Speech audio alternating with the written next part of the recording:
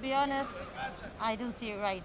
We can go either way. There's loads of traffic in Gibraltar, and Gibraltar is quite small to close roads. I think that's quite a good compromise, to be honest with you. I think it will keep everything moving. They're able to go down to Queensway for one way and come down the other way. Well, I think at least it's a bit of common sense creeping in.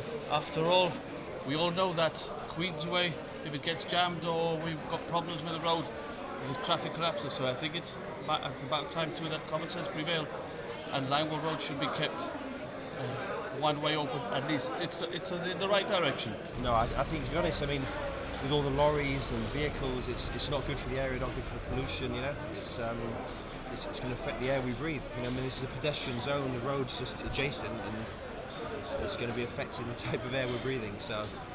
No, so you can see the reason to boost flow, but from a pollution perspective, I think it should be limited to EV vehicles only. I think it's a good idea. I mean, we need something like that. It's ridiculous to keep it closed.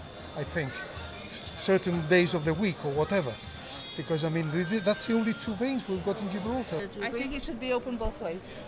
Yeah. I think Queensway cannot cope with just Queensway open. You get a traffic like what happened last weekend. They had to close Queensway, they had to reopen Langwell.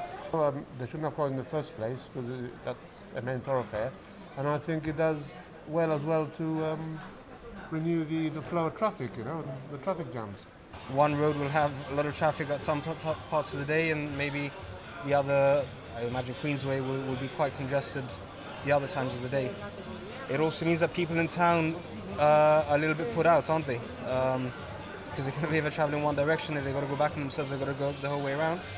So if the plan was to reduce carbon emissions, I don't think they're going to achieve that successfully.